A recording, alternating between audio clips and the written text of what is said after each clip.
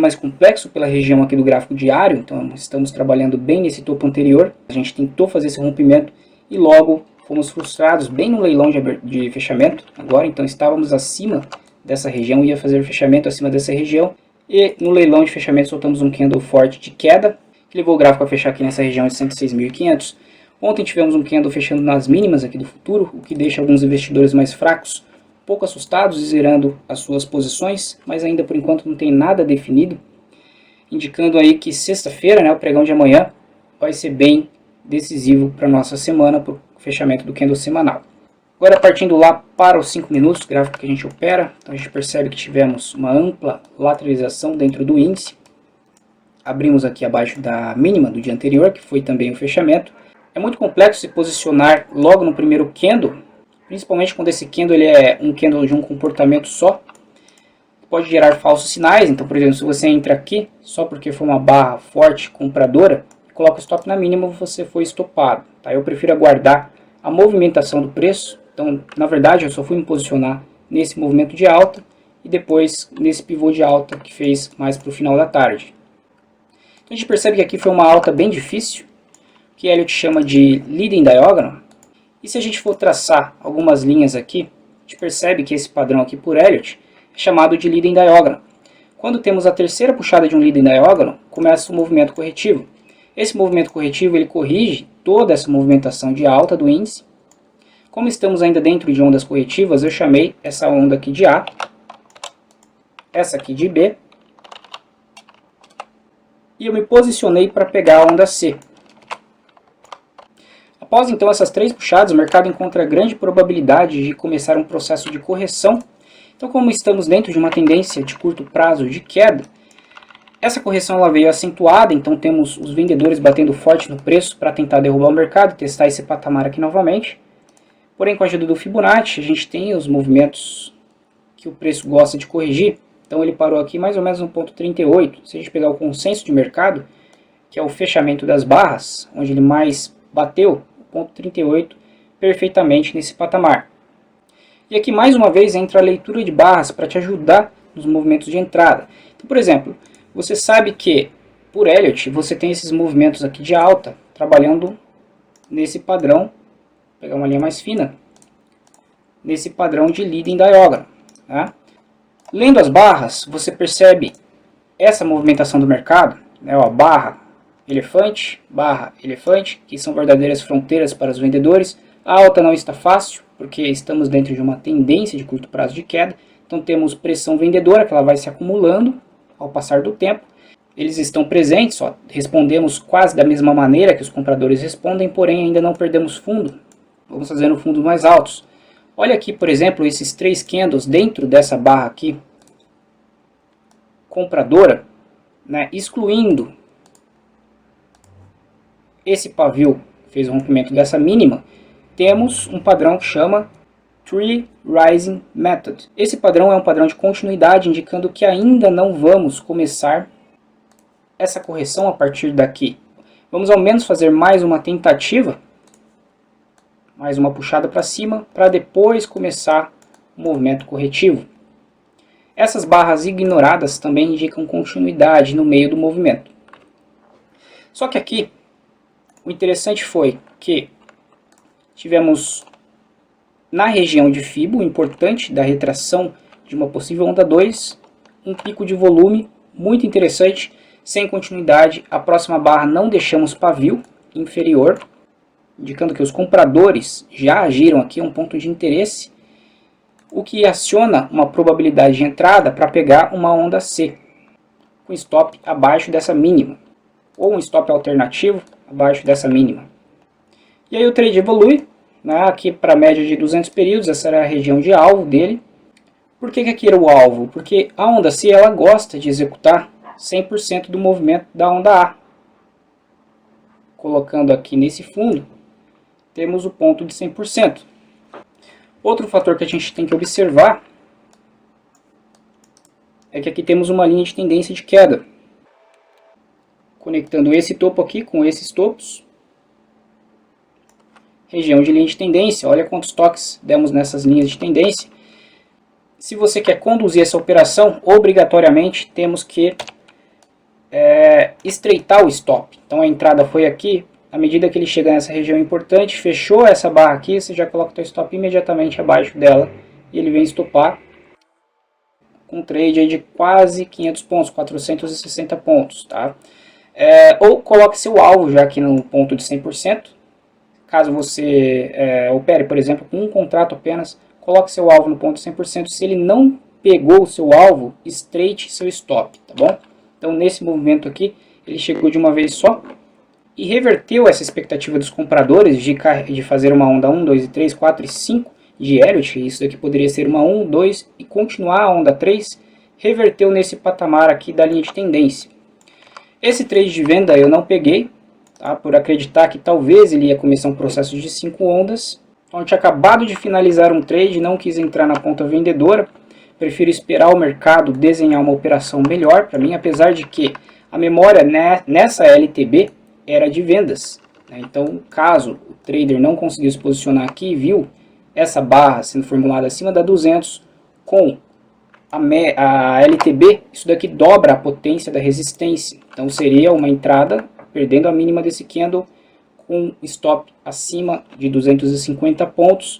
Porém, eu achei o risco um pouco mais alto, tá? Operar contra um movimento desse daqui e principalmente com queda de volume. À medida que o trade foi se desenvolvendo, não necessariamente um movimento de queda ele tem que ter volume financeiro, basta que temos ausência dos compradores. O trade se desenvolveu e acabou indo buscar o fundo do canal. Então a gente pegando essa linha aqui, replicando aqui para baixo, temos uma linha de retorno. Então temos esse fundo e esses fundos sendo tocados e aqui o próximo fundo do preço com região de 111 desse movimento aqui, fazendo um rompimento falso desse ponto importante que é a abertura do dia. Então dentro desse movimento temos um Fibonacci, pegando o movimento integral paramos na região de 111, quando ele retorna acima desse suporte ele busca o 76 como resistência, que também foi suporte aqui, ó. Então aqui era uma região, caso o preço fosse continuar, ele iria sentir, desde que ele não perdesse novamente esse suporte aqui. Outro ponto que a gente tem que observar, esse volume foi o maior volume do dia, né? Aquele volume de clímax que eu havia comentado com vocês, sem continuidade. Aqui também tivemos um volume alto, até mesmo pelo horário, né? Horário de almoço. Um volume alto indicando clímax com esse candle vendedor abaixo dessa região aqui, sem muita continuidade, né? Deixamos candles de dificuldade, o próximo candle tenta continuar, não consegue, o preço começa a retornar, faz uma acumulação abaixo do que era um suporte, se torna resistência. Então a probabilidade maior quando ele faz esse movimento aqui era de que ele estava mudando de mãos dos vendedores para os compradores. Aqui tem interesse comprador. Esse rompimento aqui ele não foi fácil, vamos aproximar um pouco o gráfico para analisar essas barras. Então aqui tivemos o início da correção, tentamos fazer esse rompimento, não conseguimos, então a primeira tentativa fracassou, nova perna de queda, tentamos fazer uma segunda tentativa de alta aqui, não conseguimos, fracassou, mas olha como o preço ele vem desenvolvendo mínimas mais altos. Aqui ele perdeu essa pequena linha de tendência, mas temos uma linha de tendência menos inclinada, então formulando aqui fundos em fechamentos mais altos. Eu até cheguei a comprar no rompimento desse candle aqui, ele desenvolveu 200 pontos ao meu favor, porém quando ele fechou assim, eu já estopei a operação, tá? Aguardei uma oportunidade melhor, que foi nessa terceira tentativa. Quando ele fez a terceira tentativa, a compra estaria rompendo essa máxima, com stop na mínima desse candle, tá? Um stop aqui na mínima desse candle, um pouco mais abaixo como proteção. Para visar novamente aqui a média de 200 ou alvo desse pivô de alta, ou LTB. Então com o Fibonacci, vou apagar esse Fibo aqui, conseguimos expandir aqui esse movimento, esse primeiro movimento, colocando o ponto 618, casando com a média de 200, se ele sente dificuldade você zera o trade. Como ele rompeu de uma vez, eu na verdade eu zerei nesse patamar, tá? Eu zerei aqui. Como ele rompeu de uma vez, eu podia conduzir esse trade aqui para o próximo alvo de Fibo, que é o ponto 50, até esse patamar. Então deixou dificuldade nessa região, já zera. Percebam que ele não bateu de primeira, ele foi bater nesse próximo candle, fez um rompimento falso, muda de comportamento. Se você quiser trabalhar com ondas de Elliott, posso pegar aqui o movimento de onda 1, onda 2 e onda 3. Porém, eu já medi aqui, não foi lá no 61 se eu pegar todo o movimento de pavio. Então eu coloco aqui em corpo de candle, temos um consenso, né, dos fechamentos. Colocando aqui no fundo da onda 2, batemos no 161,8. Tá, então temos aqui as contagens das ondas. Onda 1, onda 2, onda 3, onda 4 e onda 5. Já apresentando divergência no IFR. Tá bom? Então, para o índice, foi essa movimentação que eu achei bem interessante no dia de hoje. Vamos dar uma olhada lá no dólar. Por enquanto aqui no Dow Foot no gráfico diário, viemos tocar nessa LTA que tínhamos no gráfico diário. Já apresenta força vendedora. Não perdemos a mínima desse candle, que é muito importante, então é o segundo toque na 200, mas fechamos aqui nessa região. Seria interessante perder a mínima desse candle aqui para a continuidade do movimento vendedor. Lá no gráfico de 5 minutos, então a tarde inteira dentro de uma consolidação a partir do meio-dia até o final do pregão. Então operadores de dólar sabem que quando ele quer andar, ele anda bastante, porém quando está em zona de consolidação, em consenso de mercado, não adianta querer forçar os movimentos. Ou você fica de fora dessa movimentação aqui, enquanto temos barras se sobrepondo uma à outra, são barras lado a lado, indicando consolidação, range de consolidação, região de suporte, região de resistência. Ou você adota um operacional, por exemplo, de rompimentos falsos. Fez um rompimento falso abaixo da região, compra para levar até o próximo topo. Rompimento falso nessa região, compra para levar até o próximo topo.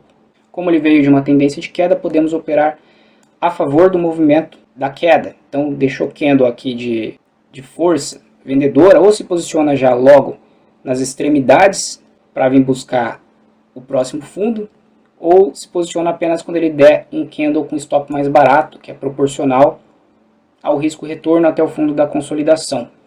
Ele estava trabalhando aqui em região de caixote, que ele também sentiu dificuldade no dia de ontem. Então olha só, daqui desse topo, por exemplo, onde ele mais sentiu, até essa região de fundo, é uma região de consolidação, também sentiu dificuldade nesse pregão aqui.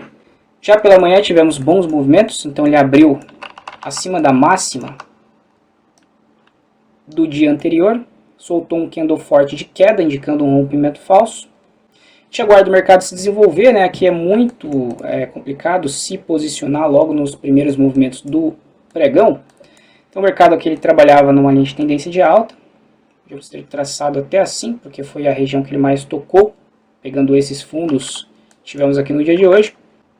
A gente percebe que ele tem dificuldade, depois desse movimento aqui de alta, né? Se você entrou comprado aqui, por exemplo, deixou esse candle aqui de rejeição na região aqui de máxima do dia anterior, já é para pensar em zerar a operação, mesmo se for aí com 2, 3 pontinhos, tá? Porque um candle de rejeição com bastante volume nessa região aqui, segurando bastante força dos traders, segurando o dólar aqui nessa região.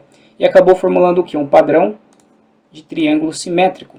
Padrão de triângulo simétrico, a gente sabe que a maior probabilidade é ele romper a favor da tendência, porém a gente tem que estar atento ao contexto do mercado, atento a todo o cenário e preparados para caso ele fizer um rompimento, por exemplo, do fundo aqui do triângulo, principalmente se ele faz um fechamento abaixo, para buscar a quantidade aqui da expansão desse movimento de consolidação. Então a partir daqui, o alvo era em média aqui na média de 200 períodos. Quando ele faz pullback nessa região aqui novamente, ó, primeiro fundo do dia, não consegue passar, não tem força compradora, baixo volume financeiro, deixamos um candle vendedor, chamamos novamente o comportamento de queda, foi correspondente a esse movimento. Tá? Calibre seus movimentos, a partir do momento que o preço começa a cair, fica mais assertivo. E aí aqui consolidamos no restante da tarde. Então esses foram os dois movimentos mais interessantes do dólar. A partir aqui desse momento, muito cuidado, né? Depois que ele solta um comportamento lateral, então temos candles, movimento de queda, movimento de alta, movimento de queda de novo, faz mais uma tentativa para tentar pegar novamente esse movimento, não consegue, o preço já mudou de comportamento, a gente tem que mudar de comportamento junto com ele. Beleza? Então essa é a minha análise de hoje, espero que vocês tenham